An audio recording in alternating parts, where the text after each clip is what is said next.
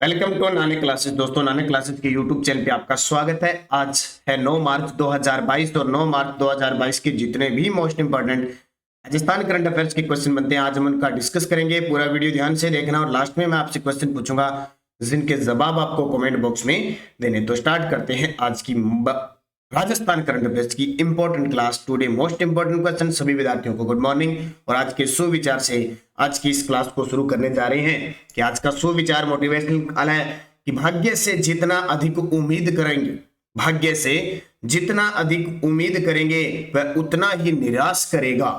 कर्म में विश्वास रखें, आपको हमेशा अपेक्षाओं से अधिक मिलेगा। इसको याद रखना, अकेले भाग्य पर नहीं बैठना है, कर्म करना है। कर्म करोगे तो ही भाग्य बदलेगा और आपकी जो संघर्ष मेहनत होगी उसका फल आपको मिल पाएगा। तो मैं आज स्टार्ट कर रहा हूं इस क्लास को। पहला क्वेश्चन देखिए, 31वां बिहारी पुरस्कार राजस्थान के किस प्रसिद्ध लेखक को दिया जाएगा? बहुत ही खास क्वेश्चन है।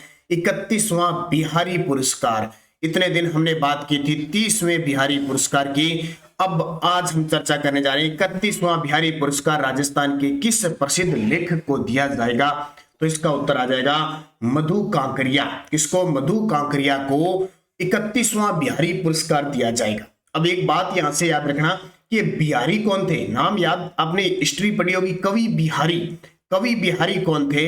कवि बिहारी जयपुर के राजा, यानी उस समय अमेर था, मिर्जा राजा जय सिंह थे। शासक का नाम सुना होगा आपने, मिर्जा राजा जय सिंह, यानी जय सिंह प्रथम था जो सन 1600 से लेकर और 1621 से लेकर 1667 तक राज करता है। 3 मुगल बादशाहों का ये काल देखता है, जहांगीर, शाहजहां और औरंगजेब। वही मिर्जा राजा जय सिंह जिसने पुरंदर की संधि की थी, उसका दरबारी कवि था बिहारी।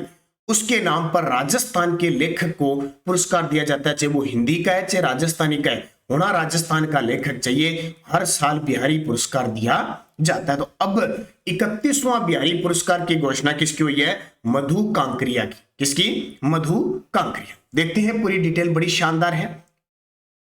के बिरला फाउंडेशन की ओर से बिहारी पुरस्कार दिया जाता है। ये पुरस्कार देता कौन है? के बिरला फाउंडेशन देता है और इसकी शुरुआत 1991 को हुई थी। कब? 1991 को हुई थी। 31वां बिहारी पुरस्कार देने की घोषणा हुई है मधु कांकरिया की। मधु कांकरिया। रचना हम यहां थे।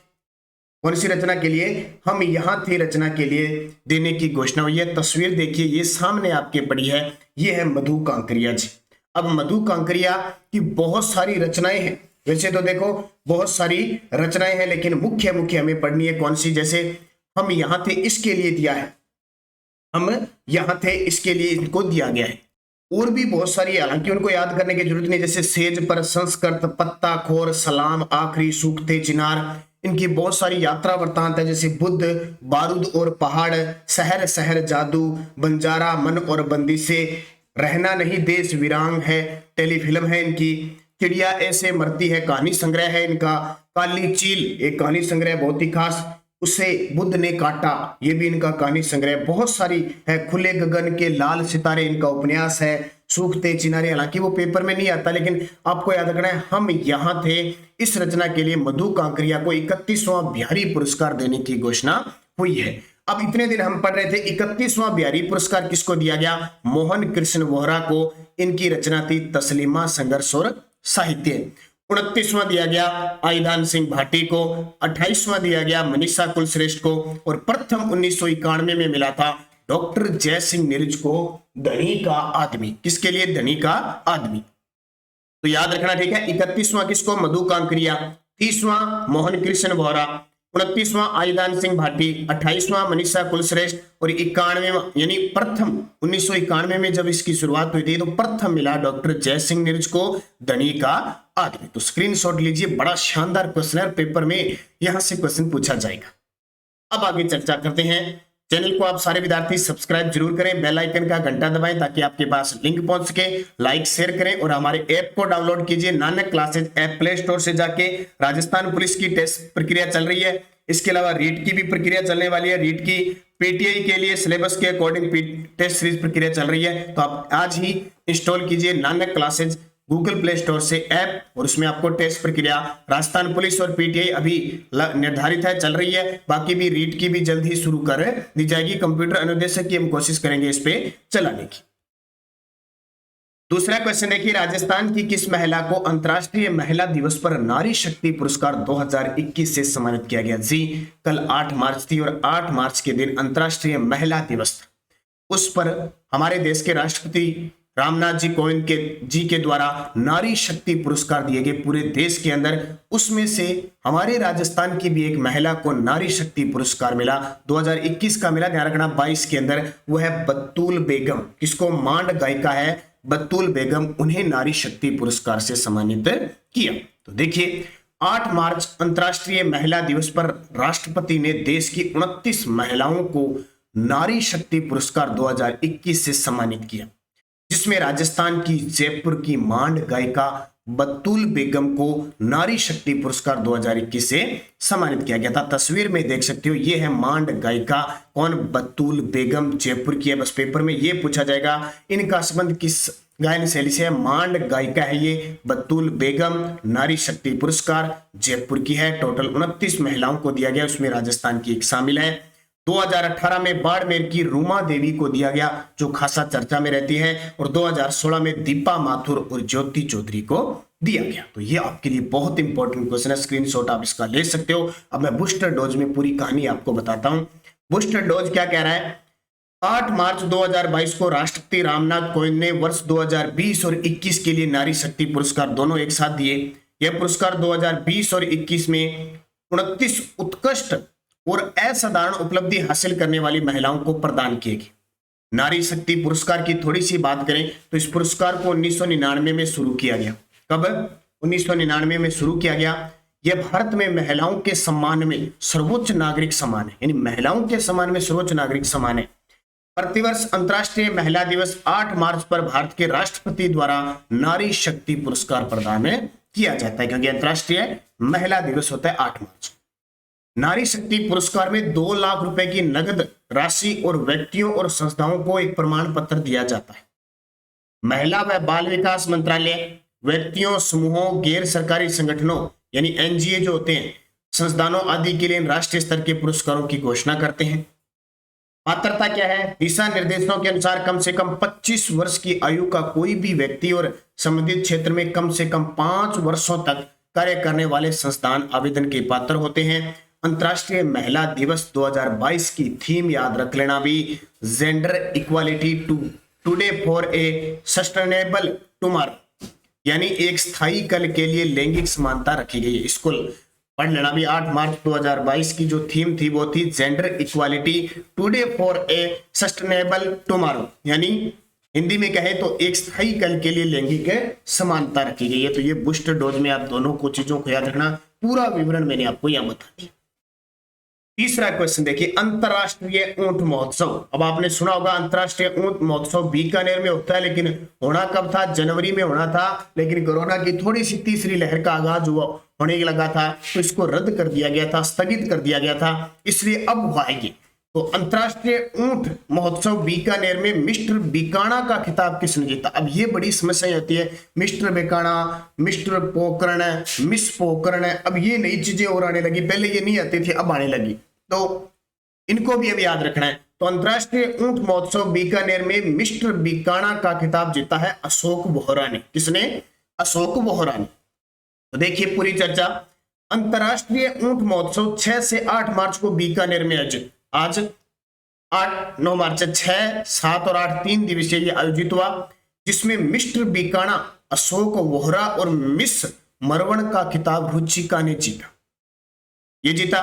कुछ दिन पहले फरवरी में मरु महोत्सव हुआ था जैसलमेर के अंदर, आयोजन वो भी 14 फरवरी से 16 फरवरी 2022। ये तारीख याद रखना भी, 6 से 8 मार्च। अब ये तो जरूर याद रखना क्योंकि ये जनवरी में होता है, वैसे ये जनवरी में होना था 10-12 जनवरी को, लेकिन स्थगित हुआ अब 6 से 8 मार्च को है। तो ये पेपर में पूछेगा, क्योंकि हम तो सारे जाके क्या करेंगे, ऊंट महोत्सव जनवरी में, लेकिन अब की बार ये मार्च में हो गया, स्थगित था पहले। फिर मरु महोत्सव याद रखना 14 से 16 फरवरी को हुआ फिक्स। ये तारीखें पूछी जाती है क्योंकि अभी एक फरवरी के अंदर पेपर हुआ है जो मोटर निरीक्षक का पेपर, मोहन निरीक्षक का, उसमें उसने पूछा था अभी ऑपरेशन अलर्ट जो चलाया था ना, जो सर्द हवा वगैरह चलाते हैं यहाँ पे, बीएसएफ के द्वारा वो क्वेश्चन पूछा गया था। तो आयोजन 14 से 16 फरवरी। इसमें मिस मुंबल कौन बनी थी? पायल खत्री। और मिस्टर डेजर्ट कौन बने थे? तरुण शर्मा। और मिस पोखरण का खिताब किसने जीता था? निकिता राठौड़ ने। और मिस्टर पोखरण का खिताब भरत बोहरा ने जीता था। अब ये सारी चीजें आपको याद रखनी है, करंट की प्रश्न है और इंपॉर्टेंट है। पर्यटन विभाग इन महोत्सवों को खास करके करवाता है। तो अब बूस्टर डोज देखिए, ये तो होगी इनकी बात। अब बूस्टर डोज क्या कहता है? अंतरराष्ट्रीय ऊंट महोत्सव 2022, 6 से 8 मार्च 2022 तक 3 दिवसीय अंतरराष्ट्रीय ऊंट महोत्सव का आयोजन बीकानेर में किया जा रहा है। हो गया। महोत्सव के अधिकांश कार्यक्रम करणी सिंह स्टेडियम और अंतरराष्ट्रीय उष्ण अनुसंधान केंद्र में आयोजित किए गए। ये चीज ध्यान रखना, राष्ट्रीय ऊंट अनुसंधान केंद्र कहां पे? बीकानेर में, जोड़बीड़। और करणी सिंह स्टेडियम, यहां ये महोत्सव हुआ। अब एक और ध्यान रखना, जब ऊंट की बात आई है तो राजस्थान बजट 2022-23 में ऊंट के पालन, संरक्षण और समग्र विकास के लिए संरक्षण व विकास नीति लागू करने की घोषणा की गई है। और राजस्थान सरकार ने 30 जून 2014 को ऊंट को राजस्थान का राज्य पशु घरेलू श्रेणी का दर्जा दिया था। राष्ट्रीय उष्ण अनुसंधान केंद्र जोहड़बीड़ बीकानेर में स्थित है। जब भी ऊंट की बात आती है तो एक बात आपको याद रखना, ऊंट में एक रोग होता है सर्रा रोग। ये बहुत बार पेपर में आता है कि सर्रा रोग का संबंध किससे है? ऊंट में जैसलमेरी, नाचना, कई प्रकार के इसमें ऊंट होते हैं जो बहुत खासे प्रसिद्ध होते हैं, एग्जाम की दृष्टि से भी पूछे जाते हैं। तो ये सारी बातें किसकी होगी? ऊंट महोत्सव की होगी। अगला चौथा क्वेश्चन देखिए, राजस्थान का प्रथम ओडीएफ प्लस आदर्श गांव खेरुणा गांव किस जिले में है? देखो, राजस्थान का प्रथम ओडीएफ प्लस, अब इतने दिन हमने पढ़ा था ओडीएफ प्लस गांव जाहुदा गांव जयपुर है, पढ़ा था ना। लेकिन ये गांव कैसा है? राजस्थान का प्रथम ओडीएफ प्लस आदर्श गांव, ओडीएफ प्लस आदर्श गांव, यानी ओडीएफ प्लस प्लस और हो गया, ये समझ लो। और गांव कौन सा? खेरुणा गांव। अब ये खेरुणा गांव किस जिले में है? बूंदी जिले में। पेपर में सीधा सीधा टपक सकता है, बूंदी में। तो खेरुणा बूंदी जिले का एक गांव है जो प्रथम ओडीएफ प्लस आदर्श गांव के कारण चर्चा में है।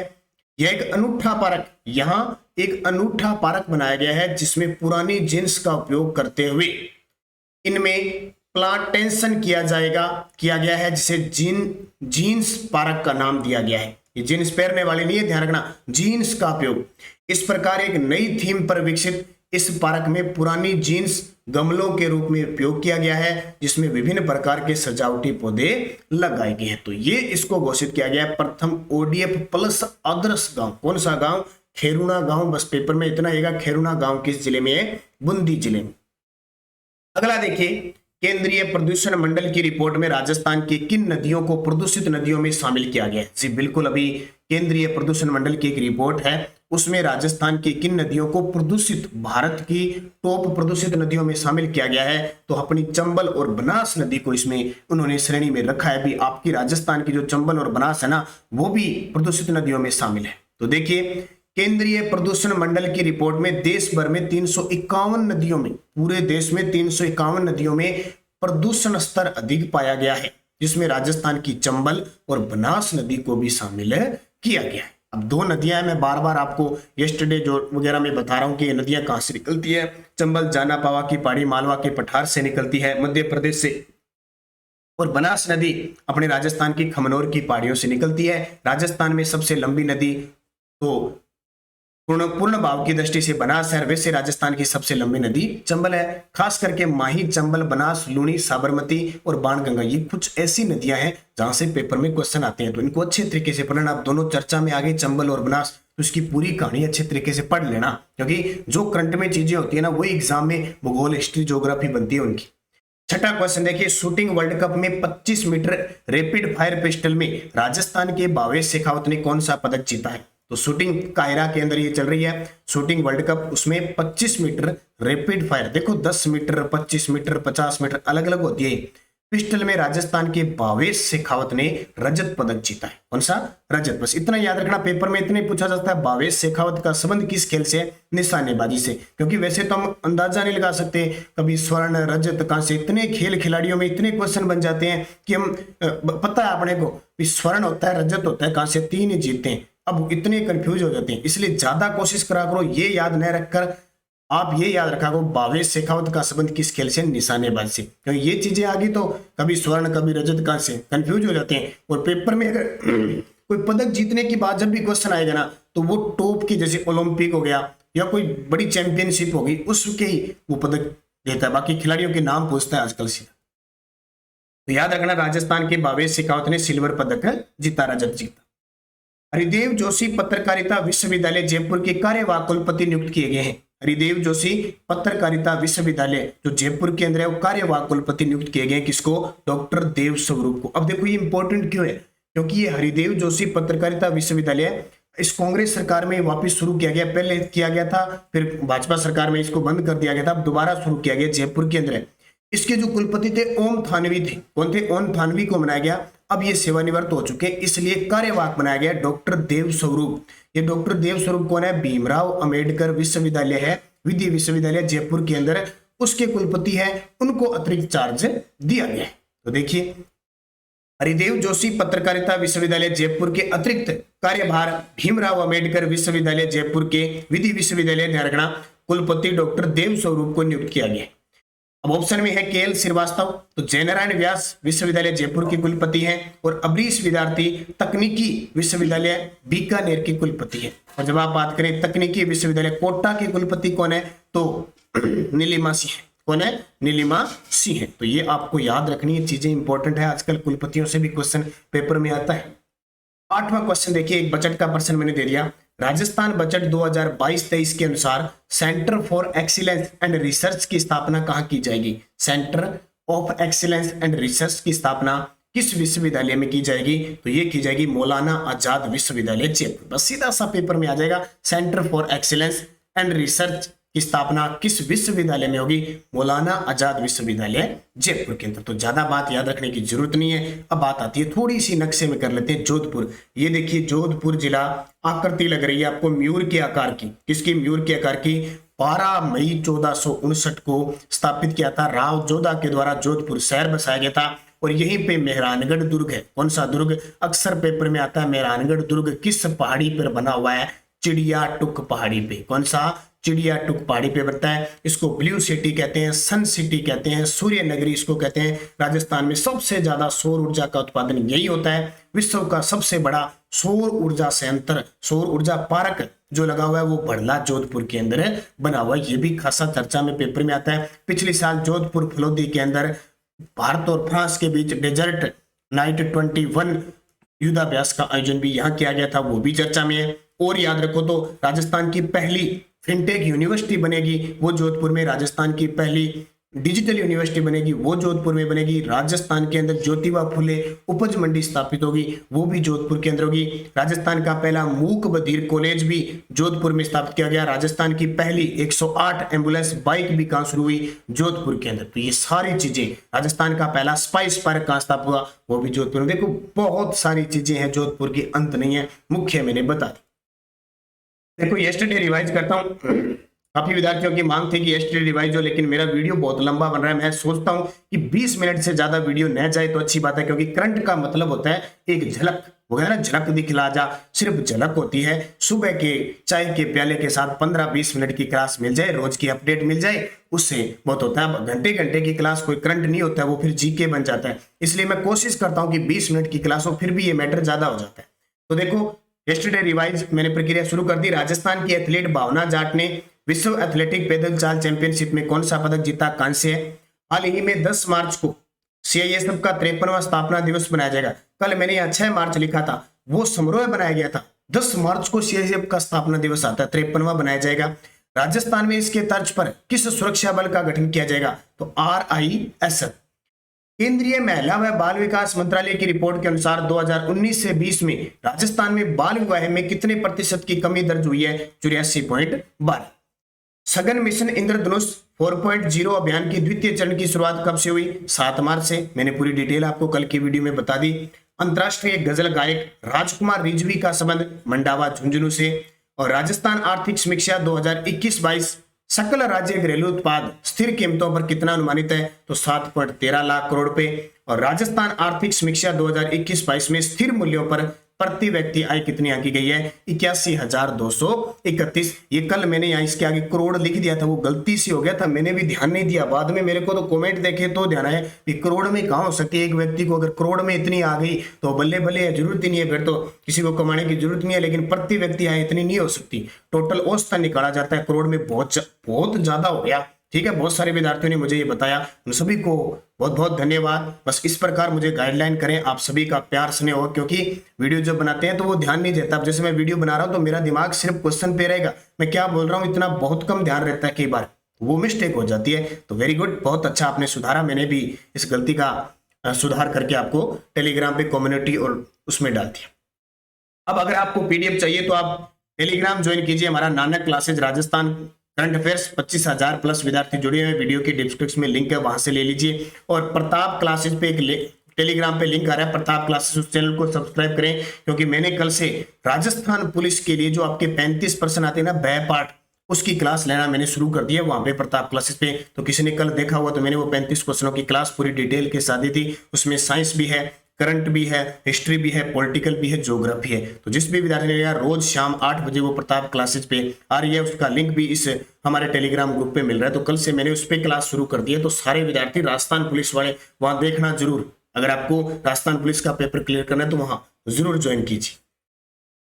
अब यस्टरडे न्यूज क्या थी? केंद्रीय शहरी विकास मंत्रालय की स्मार्ट सिटी मिशन रैंकिंग में राजस्थान को कौन सी रैंक मिली है? तो राजस्थान को दूसरी मिली है, और पहली किसको मिली है? पहली झारखंड को। अब क्वेश्चन फॉर यू, जिसका जवाब आपको कमेंट बॉक्स में देना है। राजस्थान की एथलीट भावना जाट ने विश्व एथलेटिक पैदल चाल चैंपियनशिप में कौन सा पदक जीता है? स्वर्ण, रजत, कांस्य, इनमें से कोई नहीं। सही जवाब आपको कमेंट बॉक्स में देना है। यस्टरडे डोज देखिए क्या है। माही नदी का उद्गम कहां होता है? तो अमरोरू की पहाड़ी से इसका उद्गम होता है, मेहंद झील से होता है, मध्य प्रदेश से, और राजस्थान के बांसवाड़ा और डूंगरपुर में बहती हुई ये कहां जाती है? गुजरात, अरब सागर की खाड़ी में वहां जाके गिर जाती। हमीर रासो ग्रंथ के लेखक कौन है? जोधराज। देखो, हमीर रासो ग्रंथ के लेखक जोधराज, हमीर हट के चंद्रशेखर है, और हमीर महाकाव्य के नयन चंद्र सूरी है। राजस्थान का सड़क घनत्व, ये ताजा आर्थिक समीक्षा 2021-22 का क्वेश्चन है भी, 79.76 किलोमीटर प्रति 100 वर्ग किलोमीटर पर है। याद रखना, प्रति 100 वर्ग किलोमीटर पर कितना है? 79.76। ये पेपर में अब आएगा, आर्थिक समीक्षा के मैं क्वेश्चन डालूंगा, बाकी मैं आर्थिक समीक्षा का वीडियो भी पूरा आपको दूंगा। राजस्थान की प्रथम सौर ऊर्जा परियोजना मथानिया जोधपुर में थी। मथानिया जोधपुर में है। ये विश्व बैंक, भारत सरकार और इनके सहयोग से संचालित है। विश्व का तीसरा बड़ा महासागर हिंद महासागर है, जो राज्य भारत के नीचे है, आपको पता है, एम आकृति का। सबसे बड़ा प्रशांत महासागर है, दूसरा अटलांटिक महासागर है, और तीसरा हिंद महासागर। ये 5 क्वेश्चन जिस भी विद्यार्थी ने कमेंट में जवाब दिया उन सभी को हार्दिक शुभकामनाएं, और जिसने गलत किया वो भी इनको सही कर ले। नेक्स्ट डोज, मालपुरा कुरोली का मैदान किस नदी बेसिन का भाग है? नदी बेसिन का मतलब बाणगंगा का एक, माही का एक, चंबल का एक, बनास का है। ज्वाई नदी किस नदी की सहायक नदी है ये भी बताना, और ज्वाई नदी पर कौन सा बांध बना है ये भी बताना है। बांका पट्टी, या जिसको कह सकते हैं कुब्बड़ पट्टी, राजस्थान के किन जिलों में विस्तृत है? रेह, कल्लर और उसर किस मिट्टी के अन्य नाम है ये बताना। स्वतंत्रता के पश्चात राजस्थान नगरपालिका अधिनियम किस वर्ष पारित हुआ? पांचों के जवाब आपको कमेंट बॉक्स में देने। जाते जाते वीडियो को लाइक कर देना, शेयर कर देना। अगर आप चैनल पे नए हैं तो इसको सब्सक्राइब कर लेना, और इसके पास लगे बेल आइकन के घंटे को दबा लेना। और किसी विद्यार्थी को 2021 की पूरी और जनवरी और फरवरी 2022 तक राजस्थान करंट अफेयर्स की हमारी पीडीएफ उपलब्ध है, अगर कोई विद्यार्थी लेना चाहता है तो 8094496272 इस नंबर पे फोन पे, गूगल पे, पेटीएम की व्यवस्था है। आपको 50 रुपए पे करने, और इसी नंबर पे व्हाट्सएप पे आपको पीडीएफ मिल जाएगी। आपको प्रिंट निकाल के आप पढ़ सकते हो। राजस्थान करंट अफेयर्स की जब भी बात आए आपका क्वेश्चन एक भी बाहर नहीं जाएगा। और ये लगातार क्लास लेते रहना निरंतर। और राजस्थान पुलिस के विद्यार्थी हैं, अभी मई में पेपर होगा, तो शाम को 8 बजे ब पार्ट 35 क्वेश्चनों की क्लास आ रही है प्रताप क्लासेज पे, वो जरूर ज्वाइन कीजिए। तो धन्यवाद, जय हिंद, जय भारत।